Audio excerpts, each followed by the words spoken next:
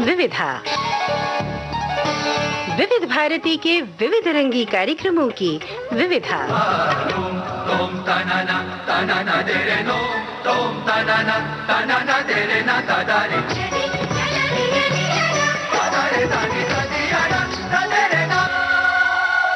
विविधा के सुधी श्रोताओं को जयंत पात्रीकर और मनीषा जैन का नमस्कार। मैं केवल तुम्हारे लिए गा रही हूँ, मैं केवल तुम्हारे लिए गा रही हूँ। क्षितिज पार की नील झंकार बनकर मैं सतरंग सरगम लिए आ रही हूँ, लिए आ रही हूँ। मैं केवल तुम्हारे लिए गा रही हूँ, मैं केवल तुम्हारे। जी हाँ श्रोताओं, कुछ ऐसी ही सतरंगी कल्पनाओं और कुछ ऐसे ही कई रंगों से सजी हुई आज की इस विविधा में हम आप सभी का स्वागत करते हैं। अवसर विशेष है तो कार्यक्रम भी विशेष होगा। जी मनीषा जी, वास्तव में उत्सव प्रसंग है। जी हाँ, हिंदी दिवस 14 सितंबर। हमारे श्रोता भी आशा कर रहे होंगे और हम भी एक विनम्र प्रयास कर रहे हैं कि आज की इस विविधा में हम कुछ विशेष आपके लिए संयोजित करके लाएं और हमारे इस प्रयास को आप अवश्य सराहेंगे, ऐसी हमारी आशा है।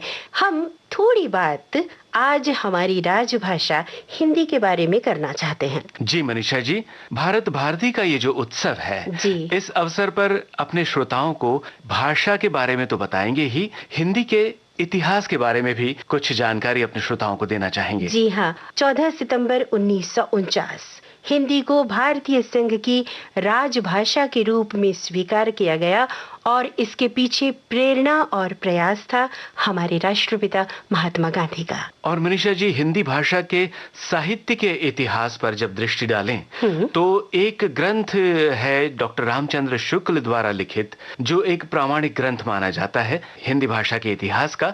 और मनीषा जी, इस ग्रंथ में जिस प्रकार से काल विभाजन उन्होंने किया है, जी हाँ, इसमें आदिकाल से आरंभ होता है और ये समय है सन 1050 से 1375 तक, जिसे वीर गाथा काल भी कहा जाता है। और इस समय जो भाषा थी उसे अपभ्रंश काव्य के रूप में भी हम जानते हैं। और इस समय रासो साहित्य बहुत अधिक लिखा गया, जिसमें सबसे महत्वपूर्ण रासो काव्य जो है वो पृथ्वीराज रासो, जिसे लिखा था चंद बरदाई ने। अधिकतर वीर गाथा काल की रचनाएं, जैसा कि नाम से ही स्पष्ट है, वीर रस से परिपूर्ण हुआ करती थी।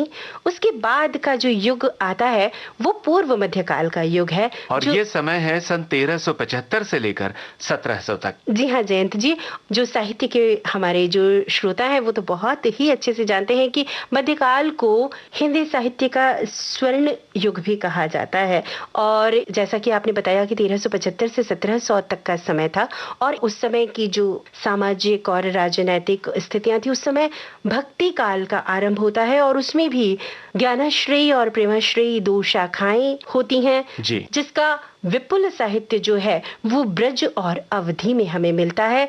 ज्ञानाश्रयी शाखा के महत्वपूर्ण रचनाकारों में हम संत कबीर, संत अब्दुल रहीम खान खाना, यानी जिन्हें हम रहीम की रचनाएं कहते हैं, इनको जानते हैं। इसके अलावा जो प्रेम मार्ग के कवि हैं या प्रेमाश्रयी रचनाएं जिन्हें कहते हैं, वे रचनाएं हैं संत सूरदास की, संत तुलसीदास की, संत मीराबाई की, और एक नाम इसमें आता है रस खान का भी। जी हाँ, और हम सब जानते हैं कि भगवान श्री राम की स्तुति में रचनाएं लिखी गई और श्री कृष्ण की स्तुति में भी रचनाएं लिखी गई। इस तरह से राम भक्ति शाखा, कृष्ण भक्ति शाखा अलग अलग होती है। फिर एक होती है सूफी काव्य धारा, जिसमें मलिक मोहम्मद जायसी की रचना बहुत महत्वपूर्ण है, जो एक हम सब बहुत अच्छे से जानते हैं, पद्मावत रचा गया, बारहमासा रचा गया। तो इस तरह से श्रोताओं, हिंदी साहित्य उत्तरोत्तर प्रगति करता चला गया और फिर आया उत्तर मध्यकाल। और अलंकृत भाषा का प्रयोग, विशेष रूप से ब्रिज भाषा का प्रयोग इसमें देखने को मिलता है। और ये समय है 1700 से लेकर 1900 तक का। इस युग में बिहारी, विद्यापति, पद्माकर, केशवदास, भूषण जैसे कवि हुए। अधिकतर श्रृंगारिक भाषा और श्रृंगार रस की प्रधानता इस समय के साहित्य में रही। अब हम श्रोताओं आते हैं आधुनिक काल में, जहां आकर हम सन 1900 में पहुंचते हैं और वहां से आरंभ होता है भारतेंदु हरिश्चंद्र, जिसके उन्नायक रहे खड़ी बोली। और खड़ी बोली को ही आज हम हिंदी के रूप में पहचानते हैं। उस समय की भी राजनीतिक और सामाजिक गतिविधियों का प्रभाव स्वाभाविक रूप से हमारे साहित्य पर पड़ा था। और खड़ी बोली मनीषा जी जनसाधारण की भाषा भी थी, ये भी एक कारण है। और इन्हीं दिनों में, इसी समय में मुद्रण का आविष्कार हो चुका था। उसकी वजह से बहुत अधिक मौका मिला कि हिंदी अधिक से अधिक प्रचारित और प्रसारित हो सके। बहुत सारी रचनाएं प्रकाशित हुई, बहुत कुछ लिखा गया और इस समय गद्य बहुत प्रधान हुआ करता था। और श्रोताओ, हिंदी साहित्य मनीषियों की एक पूरी वृहद परंपरा रही है और उन सभी मनीषियों को हम प्रणाम करते हैं और आज की विविधा का हम आरंभ करते हैं। अवसर स्वर्णिम है और हम इस स्वर्णिम अवसर को हाथ से कैसे जाने दें, क्योंकि आज हम उस स्वर्ण मंजुषा को एक बार फिर खोल रहे हैं। एक बार फिर वही हमारे सामने रिकॉर्डिंग्स हैं। रिकॉर्डिंग्स नहीं मनीषा जी, ध्वनि मुद्रण है। जी हाँ जयंत जी, और ये जो ध्वनि मुद्रण है, ये जैसा मैंने पहले भी कहा कि हमारे लिए स्वर्ण है। और इस स्वर्ण मंजुषा को खोल के आज हम पहला जो आपके सामने उपहार है हमारे श्रोताओं के लिए, उसे प्रस्तुत कर रहे हैं। और ये जो ध्वनि मुद्रण है, इसमें स्वर हमें सुनने को मिलता है डॉक्टर रामधारी सिंह दिनकर जी का। दिनकर जी के काव्य ने मानव मन को मथ दिया। उनकी अधिकतर रचनाएं वीर रस से ओतप्रोत रहीं। किस किस रचना को याद करें? रश्मि रथी, उर्वशी, कुरुक्षेत्र, हुंकार और परशुराम की प्रतीक्षा। तो अब श्रोताओं आइए सुनते हैं आज के इस कार्यक्रम का पहला ध्वनि मुद्रण, स्वर डॉक्टर रामधारी सिंह दिनकर का, उन्हीं की रचना, उन्हीं के स्वर में। दूर भविष्यत के पट पर जो वाक्य लिखे हैं, पढ़ लेना भवितव्य अगर आगे जीवित रहने दे। गांधी, बुद्ध, अशोक नाम है बड़े दिव्य स्वप्नों के। भारत स्वयं मनुष्य जाति की बहुत बड़ी कविता है। कह लेना यह कथा अगर अपनी विषाक्त दाढ़ों से काल छोड़ दे तुझे और भवितव्य अगर कहने दे। दर्शन की लहरें मत अधिक उछाल, विचारों के विवर्त में पड़ा आदमी बहुत विवश होता है। मगर मच्छ नोचते देह का मांस और वो छंदों में सोचता, ऋचाओं श्लोकों में रोता है। दूर क्षितिज के सपने में मत भूल, देख उस महासत्य को जिसकी आग प्रचंड दाह दारुण प्रत्यक्ष निकट है। गांधी, बुद्ध, अशोक विचारों से अब नहीं बचेंगे। उठा खड़ग, यह और किसी पर नहीं, स्वयं गांधी, गंगा, गौतम पर ही संकट है। पशुता के दुर्मद झकोर में हाथ उठाकर क्या करना आह्वान शील का, सहिष्णुता का, स्नेह का। आत्मा की तलवार सर्वथा वहां व्यर्थ है जहां अखाड़ा खुला हुआ हो देह का। द्विधा व्यर्थ आगे का क्या इतिहास कहेगा, द्विधा व्यर्थ युग के चिंतन का कहां ध्यान है। दर्शन करता सदा मूक अनुसरण क्रिया का, और जिसे हम कहते हैं इतिहास बड़ा ही बुद्धिमान है। उच्च मनुजता को ठुकराने से तो वो डरता है, किंतु उच्च गुण के कारण जो रण में हार गए हैं, उन पराजितों की किस्मत पर रोता है इतिहास। पर अपाहिजों का कलंक वो क्षमा नहीं करता है। श्रोताओं, ये थी हमारी पहली भेंट। डॉक्टर रामधारी सिंह दिनकर के स्वर में आपने उन्हीं की कविता सुनी और दिनकर जी की रचनाएं वीर रस से ओतप्रोत हुआ करती थीं। वीर रसपूर्ण इन रचनाओं को सुनने के बाद अपने श्रोताओं को हम निश्चित रूप से याद दिलाना चाहेंगे कि कभी दूरदर्शन पर एक कविता हमें देखने सुनने को मिलती थी, पुष्प की अभिलाषा जी, और स्वर हुआ करता था हेमंत कुमार का। लेकिन श्रोताओं, आज हमने आपसे कहा था ना, स्वर्ण मंजूषा को खोलने का दिन है, और ये स्वर्णिम जो ध्वनि मुद्रण या रिकॉर्डिंग हमारे पास उपलब्ध है पंडित माखनलाल चतुर्वेदी जी के स्वयं के स्वर में, अगर हम पुष्प की अभिलाषा सुने, क्या बात है, तो इससे बढ़कर आज क्या हो सकता है। आइए सुनते। 1922 के मार्च महीने में प्रताप में यह लिखकर उस समय भेजा गया। इसका शीर्षक है पुष्प की अभिलाषा। चाह नहीं मैं सुरबाला के गहनों में गूंथा जाऊं, चाह नहीं प्रेमी की माला बिंद प्यारी को ललचाऊं, चाह नहीं सम्राटों के शव पर हे हरि डाला जाऊं, चाह नहीं देवों के सिर पर चढ़ूं भाग्य पर इठलाऊं, मुझे तोड़ लेना वनमाली, उस पथ में देना तुम फेंक, मातृभूमि पर शीश चढ़ाने जिस पथ जाएं वीर अनेक। पुष्प की अभिलाषा पंडित माखनलाल चतुर्वेदी जी के स्वर में उन्हीं की इस अमर रचना को सुनने का एक अद्भुत आनंद है, और हमें पूरा विश्वास है कि हमारे श्रोता भी हमारे साथ आनंदित हो रहे होंगे। श्रोताओं, आज के इस कार्यक्रम में हमारा प्रयास रहेगा कि हम समानांतर दो धाराएं प्रवाहित करें। एक तो हमारे साहित्य के बारे में हम बात करते चलेंगे, और दूसरी ओर हिंदी भाषा जो सिने संगीत में प्रयोग हुई, जिसने सिने संगीत को बहुत समृद्ध किया, उस भाषा पर भी हम बात करेंगे। और उसी के कड़ी में जो पहले कवि हमें याद आते हैं वे हैं कवि प्रदीप जी। मनीषा जी, कवि प्रदीप की रचनाओं ने स्वतंत्रता पूर्व का जो समय था, स्वतंत्रता संग्राम जब लड़ा जा रहा था, तो जन चेतना को जगाने का काम भी किया था। जी हाँ, और दूर हटो ए दुनिया वालों हिंदुस्तान हमारा है जैसी रचना को लिखने वाले कवि प्रदीप की एक रचना इस समय मुझे याद आ रही है, जिसमें हिंदी बहुत सुंदर तरीके से हमारे सामने आती है। वो रचना है फिल्म हरीशचंद्र तारामती से, गीत अमर गीत है, और स्वर भी ऐसा ही गंभीर स्वर है हेमंत दा का। वाह। जगत भर की रोशनी के लिए, करोड़ों की जिंदगी के लिए, सूरज रे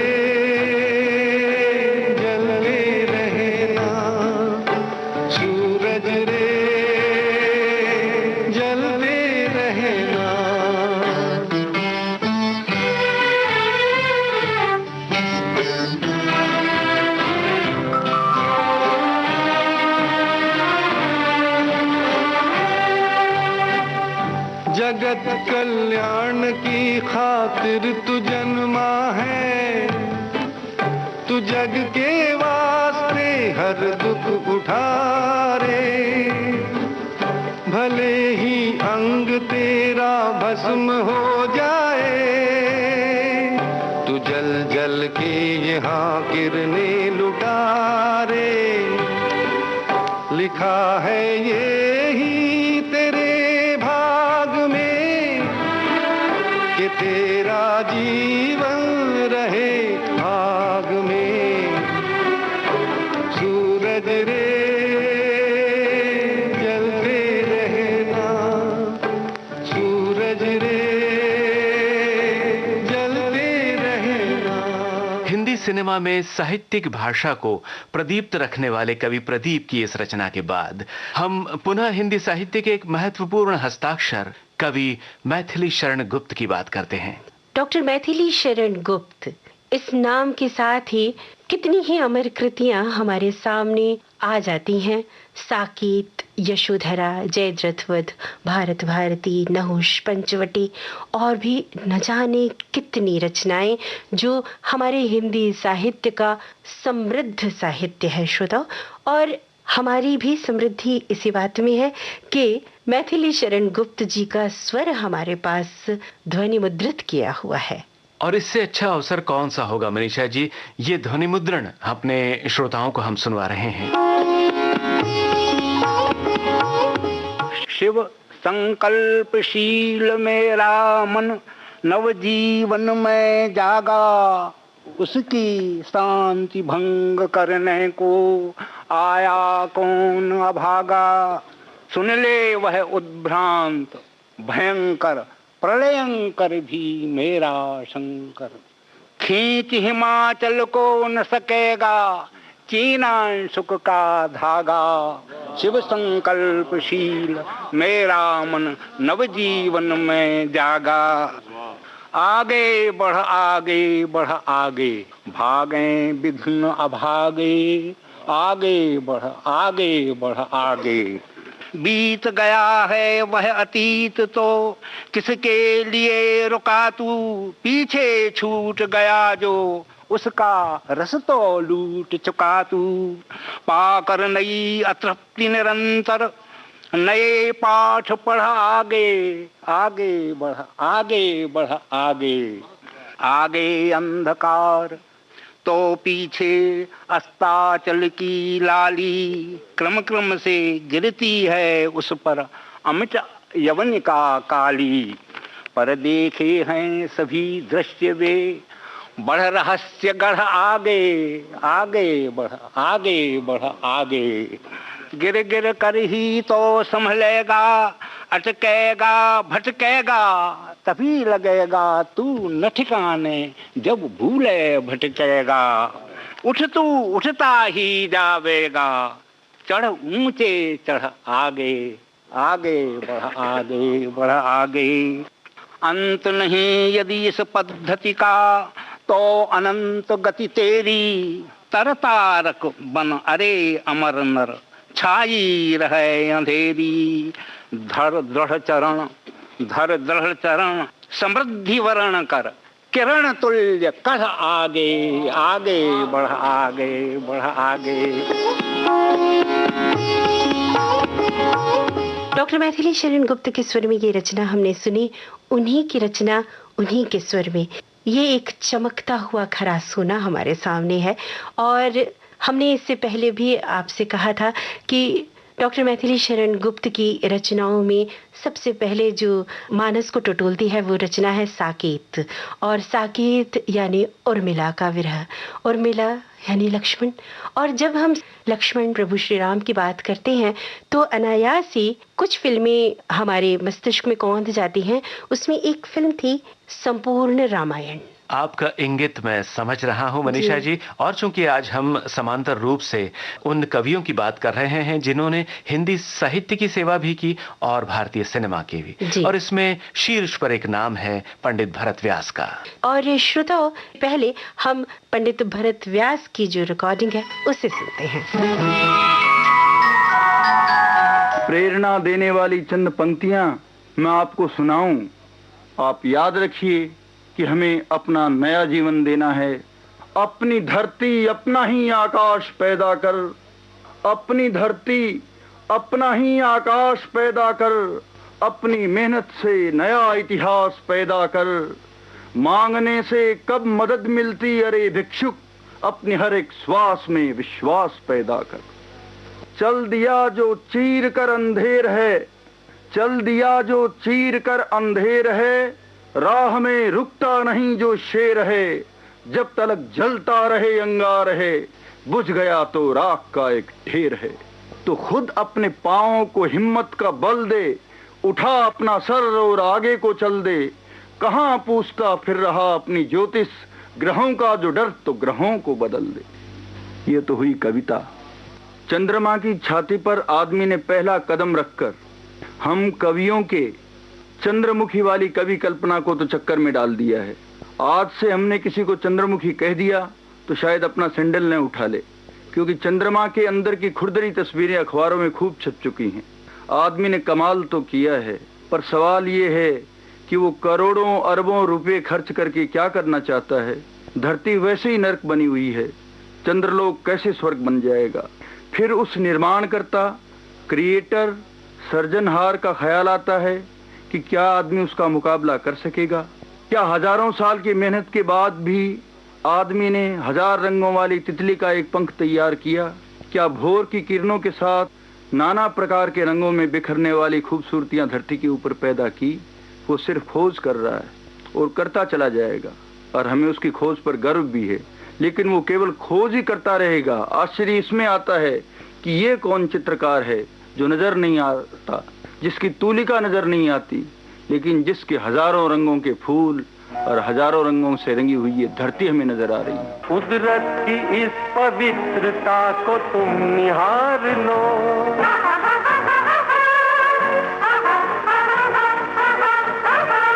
इसके गुणों को अपने मन में तुम उतार लो।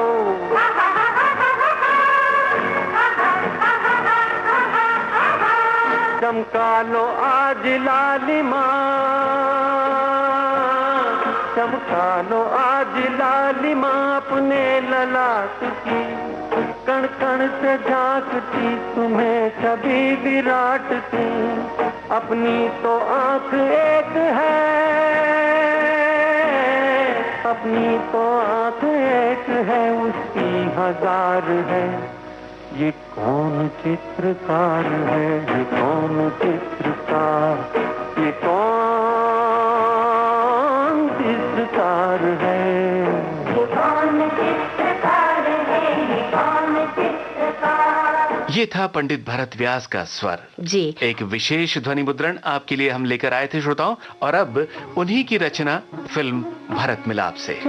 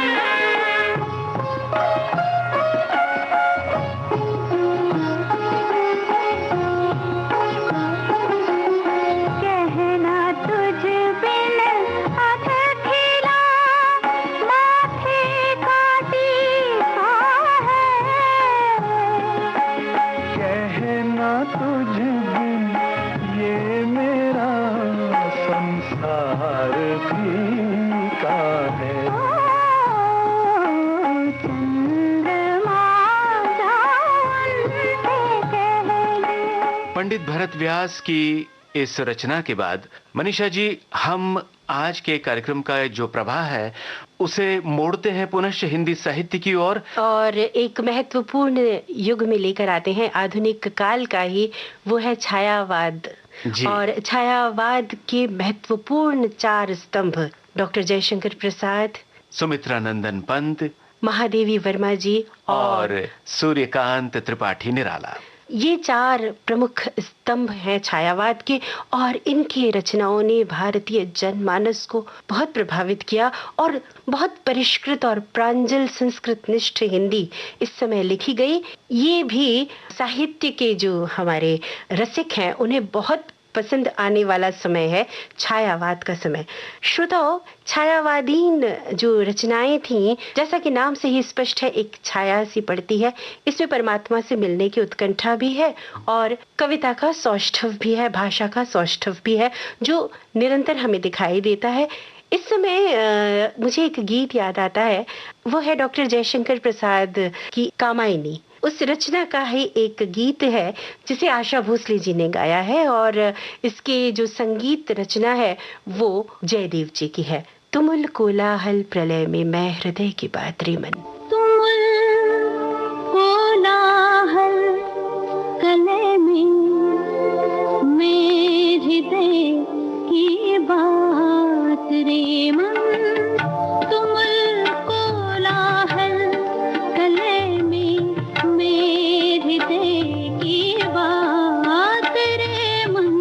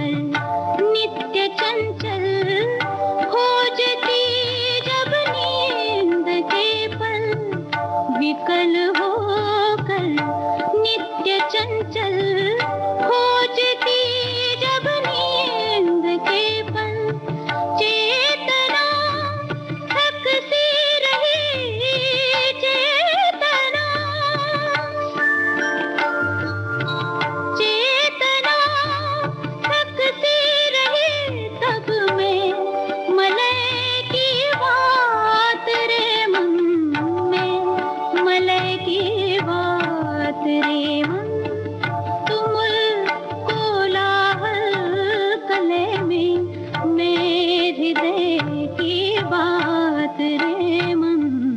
मनीषा जी, छायावाद की प्रखरता से प्रभावित होते होते हम उस समय पर आकर के पहुंचते हैं जब प्रगतिवाद का आरंभ होता है। जी हाँ, और वैसे प्रगतिवाद की रचनाओं का आरंभ हो जाता है निराला जी की रचनाओं से ही, जहाँ वो तोड़ती पत्थर देखा उसे मैंने इलाहाबाद के पथ पर।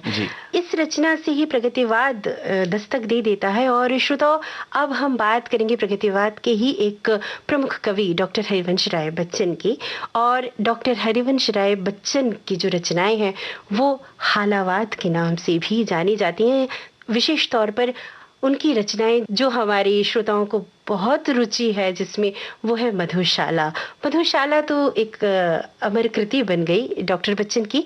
और जब हम मधुशाला की बात करते हैं तो किसका कंठस्वर सामने आता है? स्वाभाविक रूप से एक ही नाम सामने आता है और वो है मन्ना दा का। जी हाँ, मन्ना डे ने बहुत ही सुंदर तरीके से मधुशाला को गाया है। आइए मधुशाला के इस रस में सराबोर होते हैं। छोटे से जीवन में कितना प्यार करूं, पी लूं हाला, आने के ही साथ जगत में आने के ही, आने के ही साथ जगत में कहलाया जाने वाला, स्वागत के ही साथ विदा की, स्वागत के ही साथ विदा की होती देखी तैयारी, बंद लगी होने खुलते ही, बंद लगी होने खुलते ही मेरी जीवन मधुशाला, मेरी जीवन मधुशाला।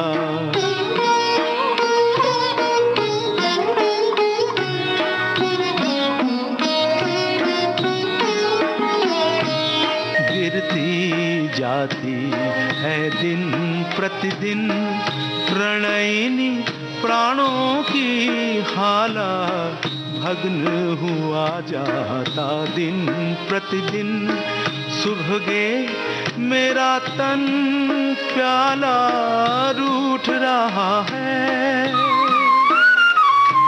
रूठ रहा है मुझसे रूप से दिन दिन यौवन का साकी, सूख रही है दिन दिन सुंदरी, सूख रही है दिन दिन सुंदरी मेरी जीवन मधुशाला, मेरी जीवन मधुशाला। मधुशाला मन्ना दा के स्वर में डॉक्टर हरिवंश राय बच्चन की इस रचना को सुनने के साथ ही बच्चन जी की कुछ और भी रचनाएं याद आती हैं जो फिल्मों में प्रयोग हुई हैं। लेकिन अब हम थोड़ा आगे बढ़ेंगे और हम आएंगे अब उन रचनाओं की ओर जो बाद में सिने संगीत में हिंदी के प्रयोग को लेकर पहचानी जाती हैं। उसमें सबसे प्रमुख जो नाम उभर कर सामने आता है वो है पंडित नरेंद्र शर्मा जी का। पंडित नरेंद्र शर्मा विविध भारती के स्थापना के समय से ही इस बात को लेकर स्पष्ट थे कि हिंदी अपने परिष्कृत और प्रांजल रूप में सामने आए और हिंदी की जितनी अधिक हो सके सेवा हो हमारी इस सेवा के माध्यम से, जिसे हम विविध भारती सेवा कहते हैं। पंडित नरेंद्र शर्मा की ये जो रिकॉर्डिंग आज हम अपने श्रोताओं को सुनवा रहे हैं, ये भी कुछ ऐसी ही बात करती है। वो ध्वनि मुद्रण सुनवाते हैं पंडित नरेंद्र शर्मा के स्वर। वास्तव में संगीतबद्ध अगर अच्छी रचना है तो उसमें शब्द चाहे संस्कृत से आए चाहे फारसी से आए, उसमें कोई बाधा नहीं पड़ती। अक्सर ये कहा जाता है कि इसमें संस्कृत के तत्सम शब्द बहुत हैं, लेकिन तत्सम का अर्थ यही है ना कि जैसा वहां था, तत्सम यानी जैसा वहां था वैसा ही है। तो तत्सम शब्द फारसी से भी आ सकता है, जैसा फारसी में है वैसा ही यहाँ प्रयुक्त हो, और तत्सम शब्द संस्कृत से भी आ सकता है। इस देश में हर भारतीय भाषा में संस्कृत की शब्दावली है, इसलिए उसको समझने में इतनी कठिनाई नहीं पड़ती। लेकिन जहां पर एक बाधा पड़ती है वो ये है कि कोई मान लीजिए मराठी भाषी जो हिंदी नहीं जानते, ऐसे संगीत निर्देशक या के फिल्म निर्माता हैं, तो उनसे अगर हम ये पूछें कि ये गीत ठीक है कि नहीं मैंने लिखा है, तो वो कहते थे ये तो मेरी समझ में भी आ जाता है, तो ये फिर वहां कैसे समझ में आएगा। मैंने कहा जो आपकी समझ में आता है वो वहां भी समझ में आएगा। नहीं नहीं, इसमें तो क्या है कि जो शब्दावली है संस्कृत से मिलती जुलती है, तो हमारी मराठी में भी हम भी समझ सकते हैं। मुझे ऐसा अनुभव यहाँ कई बार हुआ। सच पूछिए तो तुलसीदास जी का काव्य हो या मीरा का काव्य हो या सूरदास जी का काव्य हो, जब सामान्य लोग उसको समझ सकते हैं तो हम में से किसी का लिखा हुआ हो इनसे अच्छा तो हो नहीं सकता, और इसको क्यों नहीं समझ सकते। मैं जब अपनी कविता लिखता हूँ तो वो मेरी अपनी अनुभूति होती है, अपनी अभिव्यक्ति होती है, यानी अपनी बात मैं कहना चाहता हूँ, चाहे इतनी सजावट के साथ न हो। और मेरा सिद्धांत हमेशा ये रहा है कि अच्छाई कविता में हो या न हो, लेकिन सच्चाई जरूर होनी चाहिए, यही मुझे कहना है। पंडित नरेंद्र शर्मा जी की जो रचनाएं हिंदी सिनेमा में उपयोग में लाई गई, उन्होंने उन गीतों को एक अभिजात्य रूप प्रदान किया है। जी हाँ, कुछ ऐसी रचनाएं हैं जो आपके दिमाग में कौंध रही होंगी, लेकिन आज श्रोताओं हम उनकी एक ऐसे गीत की झलक आपको सुनवाते हैं जो बाद में फिल्म में प्रयोग हुई। वो फिल्म थी सुबह, जिसमें लता जी के स्वर में पंडित नरेंद्र शर्मा की इस रचना का प्रयोग किया गया था। आइए सुनते हैं फिल्म सुबह में लता जी के स्वर में गाया ये गीत। संगीतकार हृदयनाथ मंगेशकर। साथ मात तुम बंधु भ्रात हो,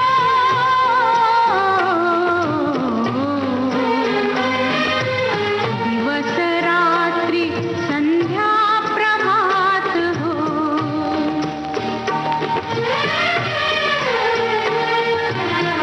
साथ मात तुम बंधु भ्रात हो,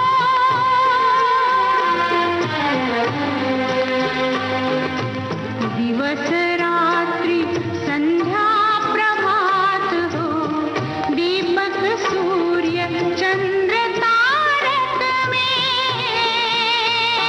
रामा, तुम ही ज्योति प्रकाश हमारे रामा, तुम आशा विश्वास हमारे,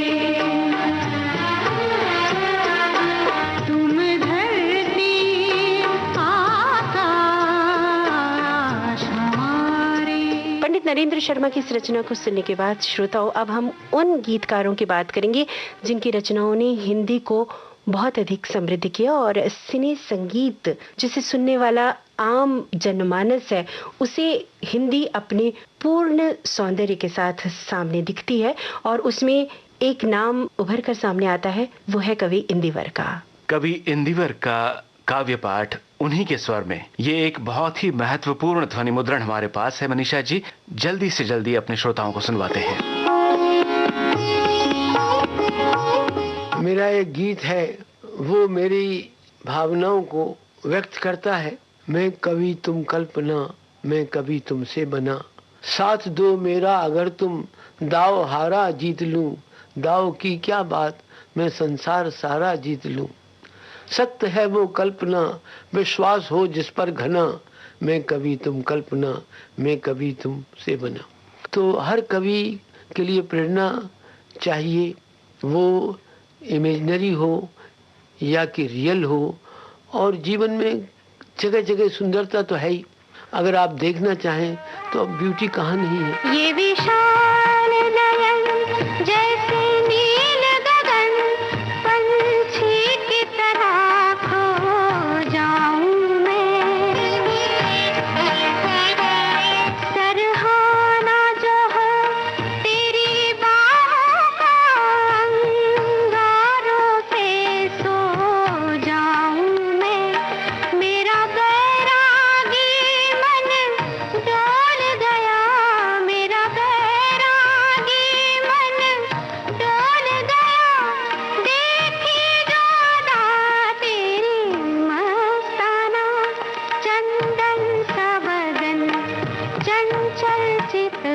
कवि इंदिवर के स्वर में इस रिकॉर्डिंग को अभी हमने सुना श्रोताओं, और उन्हीं की लिखी ये काव्यात्मक रचना। ओहरे ताल मिले नदी के जल में, नदी मिले सागर में, सागर मिले कौन से जल में, कोई जाने ना। ओहरे ताल मिले नदी के जल में।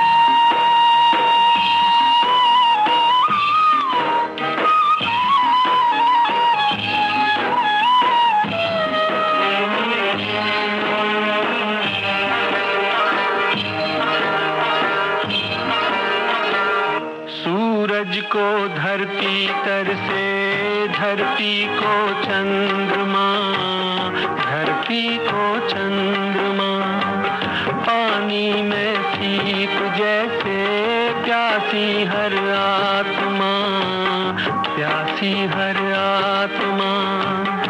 ओ मितवारे पानी में सीप जैसे प्यासी हर आत्मा, बूंद छुपी किस बादल में, कोई जाने ना। ओहरे ताल मिले नदी के जल में, नदी मिले सागर में, सागर मिले कौन से जल में, कोई जाने ना। ओहरे ताल मिले नदी के जल में।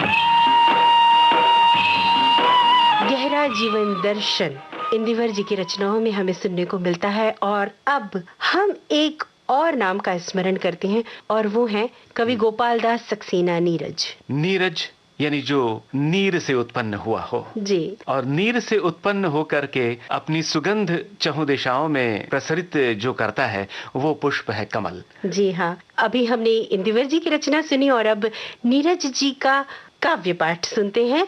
आज के दिन इस अवसर को कैसे हाथ से जाने दें।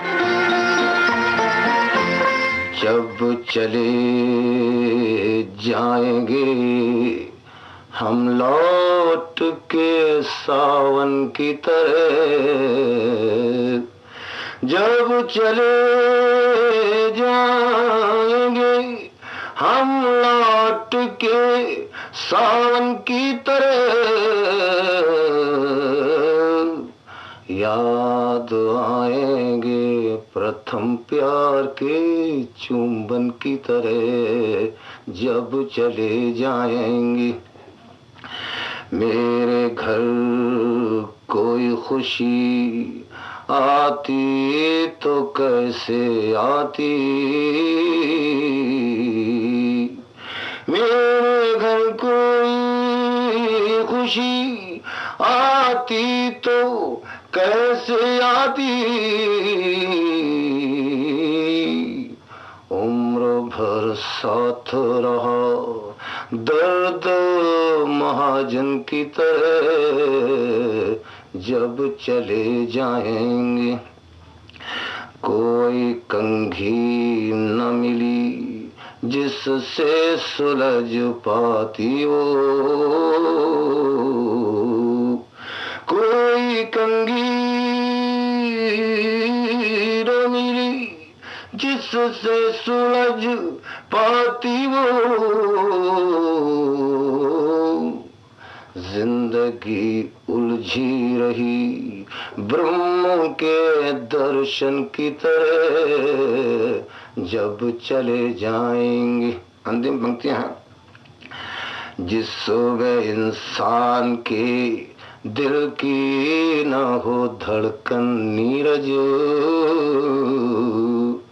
जिस सुबह इंसान के दिल की न हो धड़कन नीरज,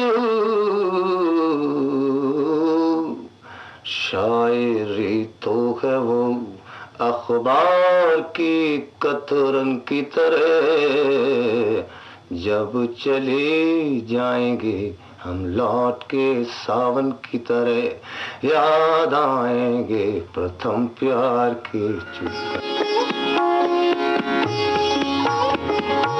और अब श्रोताओं कवि नीरज की लिखी इस रचना की झलक। हे मैंने कसम ली, हे तूने कसम ली, हम हे मैंने कसम ली, हे तूने कसम ली, नहीं होंगे जुदा हम, हे मैंने कसम ली।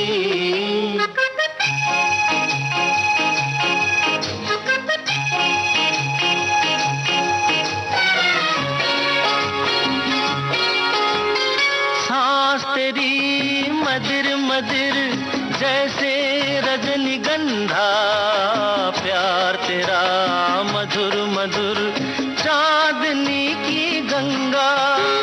सांस तेरी मदिर मदिर जैसे रजनीगंधा, प्यार तेरा मधुर मधुर चांदनी की गंगा। नहीं होंगे जुदा, नहीं होंगे जुदा, नहीं होंगे जुदा हम, मैंने कसम ली, हे तूने कसम ली, नहीं होंगे जुदा हम, हे मैंने कसम ली। इस गीत को सुनते हुए मनीषा जी, नीरज की कुछ पंक्तियां मन में कौंध रही थी, अपने श्रोताओं को सुना दे। बिल्कुल।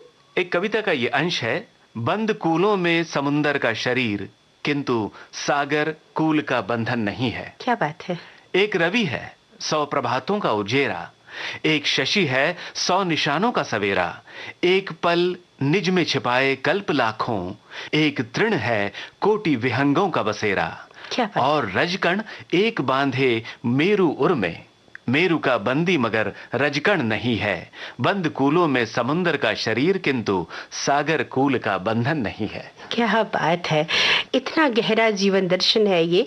नीरज जी के काव्य का वैशिष्ट्य भी यही था। और अब हम एक ऐसे कवि को याद करते हैं जिन्होंने बचपन में ही कविता करना आरंभ कर दिया था और मन उनका बैरागी हो गया था। वाह वाह वाह। श्रोताओं ने तुरंत पहचान लिया है जिनका स्मरण हो रहा है, वो है बाल कवि बैरागी जी। उनकी भी एक महत्वपूर्ण रिकॉर्डिंग का ये अंश हम अपने श्रोताओं को सुनवाते हैं।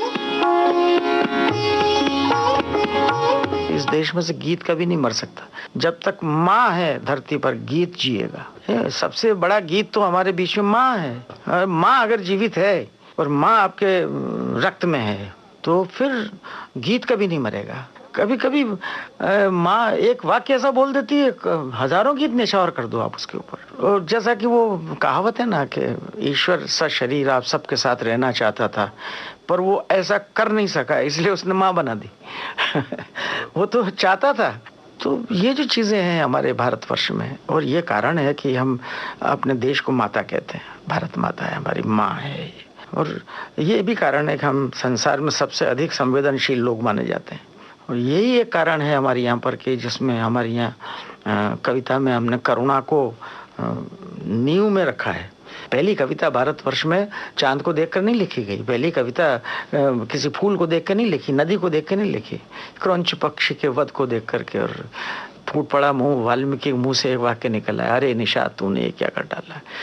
पहला ही छंद जो निकला है तो सीधा का सीधा कविता में निकला है।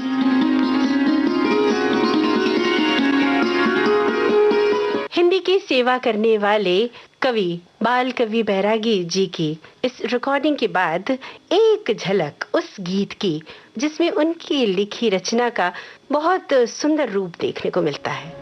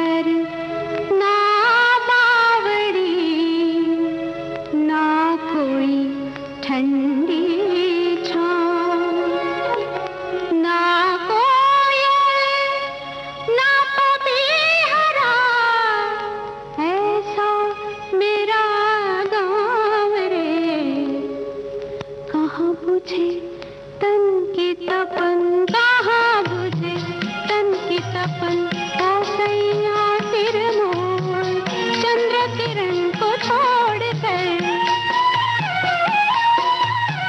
चंद्र किरण को छोड़ कर जाए कहाँ चकोर, जाग उठी है सांवरे, जाग उठी है सांवरे, मेरी कुंवारी प्यास रे, अंगारे भी लगने लगे पिया, अंगारे भी लगने लगे, आज मुझे मधुमास रे, मधुमास रे, आज मुझे मधुमास रे। मनीषा जी, और कई ऐसे नाम हैं जिन महत्वपूर्ण कवियों ने हिंदी फिल्मों के लिए गीत रचते हुए हिंदी भाषा की भी सेवा की है। जी हाँ, और ऐसे ही रचनाकारों की रचनाओं का एक गुलदस्ता, या जिसे हम पुष्पगुच्छ कहते हैं, वो हम अपने श्रोताओं तक पहुंचाते हैं। तो श्रोताओं, आइए सबसे पहले कवि योगेश की लिखी इस रचना को सुनिए, फिल्म पसंद अपनी अपनी। तुम जो मिले हो गीत सजे हैं चंदों के सुंदर फूल खिले हैं, तुम जो मिले हो गीत सजे हैं चंदों के सुंदर फूल खिले, मुखरित हो गए सरगम के स्वर, मन बीना के मधुर तार बजे, तुम जो मिले हो गीत सजे हैं चंदों के सुंदर फूल खिले। और ये है पंडित वसंत देव रचित गीत की झलक। फिल्म का नाम उत्सव। नीलम के नभ छाई पुखराजी झांकी,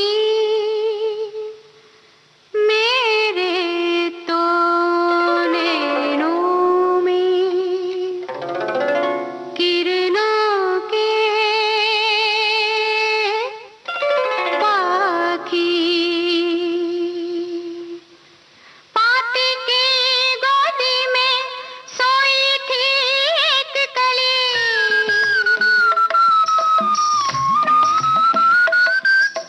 कैसे सोई होगी कली, जैसे सोई मेरी लली, कली हिली कली डुली, नाना घुले घुले बैंगनिया सपनों में एक कली, इतने में मोर पंख परस हुआ, घुली घुली बैंगनिया सपनों में एक कली, इतने में मोर पंख परस हुआ, कहाँ कहाँ पे छुआरी, जरा इसे तो बता रे, गालों पर बालों पर, नाना इतने में मोर पंख परस हुआ, पलकों पर जादू से फूल बनी एक कली चंपा की, सच इसके नैनों में किरणों के पाखी, सच इसके नैनों में किरणों के पाखी। और अब श्रोताओं, हिंदी की जानी मानी कवयित्री माया गोविंद की लिखी इस रचना को सुनते हैं, जिसे हमने लिया है फिल्म पायल की झनकार से। सुर बिन तान नहीं रे, उनका जीवन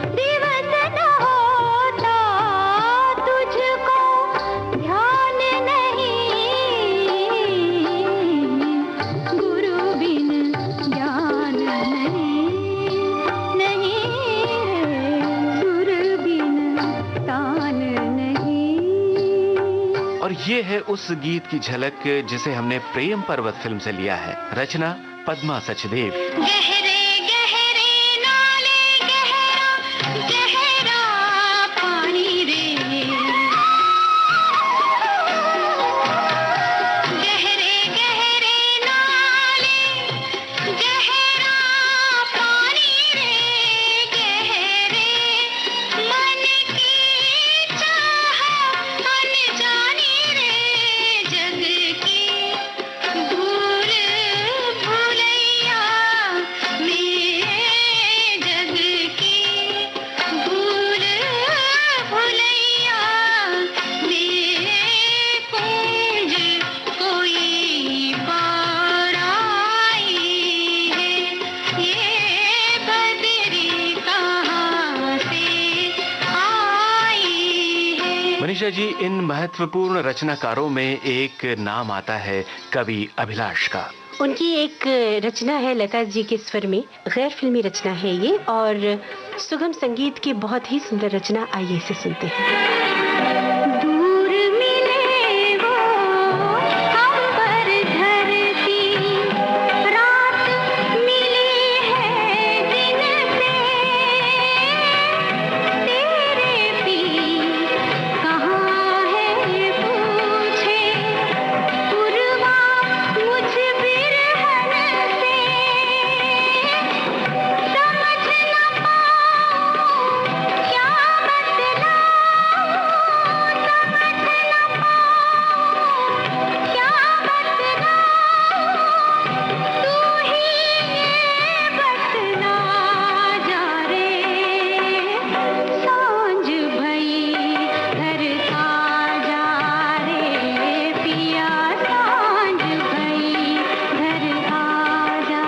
और अब श्रोताओ, हम ऐसे एक बहुमुखी प्रतिभा के कलाकार का स्मरण करना चाहेंगे आज के इस कार्यक्रम में, जिन्होंने न केवल संगीत बल्कि अपने गीतों से और अपने गायन से भी जनमानस को बहुत प्रभावित किया, जिन्होंने दूरदर्शन की अत्यंत लोकप्रिय धारावाहिक रामायण का संगीत भी रचा और उससे वे जनमानस में बहुत लोकप्रिय हुए, रविंद्र जैन।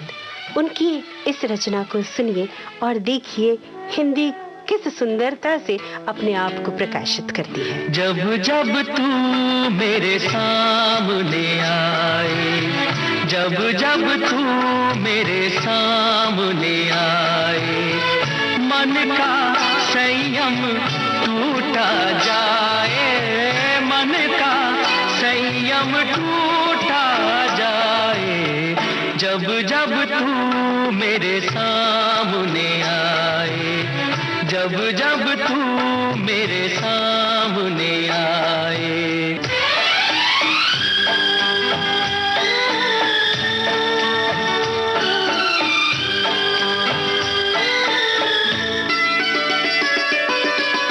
बिखरी अलके झुकी झुकी पलके आंचल में ये रूप छुपाए,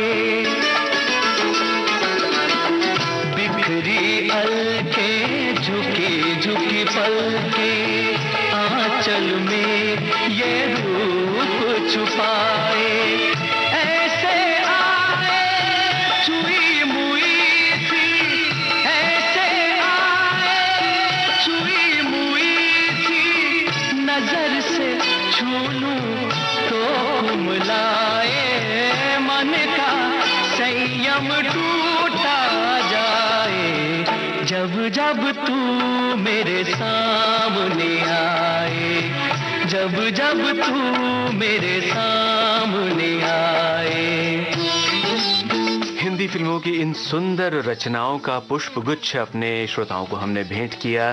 समय अवधि की सीमाएं हैं और हमारी मर्यादाएं हैं, वरना ये तो ऐसा विपुल भंडार है जिसे जितना उलीचो उतना भरता जाता है। और आज का ये विशेषांक मनीषा जी, हिंदी परिष्कृत भाषा की शुचिता को बनाए रखने की दृष्टि से विविध भारती का एक प्रयास था, एक विनम्र प्रयास था, और हमें आशा है कि हमारा ये प्रयास आपको अवश्य पसंद आया होगा। तो अब हमें दीजिए आज के इस कार्यक्रम को समेटने की अनुमति। आप सभी को आपके मित्र मनीषा जैन और जयंत पात्रीकर का नमस्कार। ये थी विविध भारती के विविध रंगी कार्यक्रमों की विविधा।